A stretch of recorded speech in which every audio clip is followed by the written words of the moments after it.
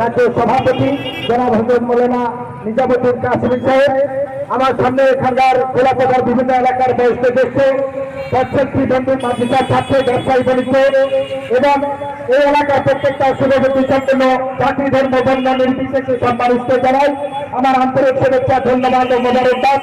সকলকে জানাই সাধুবাদ। সকলকে যথাযথ সম্মান শ্রদ্ধা জানিয়ে আমি দু একটি গুটি ছয়টা একটি কথা আপনাদের কাছে বলছি। আমরা জানি এই দেশের যদি সর্বপ্রথম ভগবান আল্লাহ ঈশ্বর গড আমরা যাই বলি, তিনি একদিন এই মানুষকে চিরদিন বাঁচাবে না। ভগবান আল্লাহ ঈশ্বর গড কোন মানুষ চিরদিন এক জায়গা থাকে না। সোনা 70,000 1 লাখ টাকাতে কিনবেন, সে একভাবে থাকে না। কোটি কোটি টাকা খরচা করে এসি গাড়ি কিনবেন, সুন্দর বিল্ডিং বানাবেন, এক জায়গায় থাকবে না।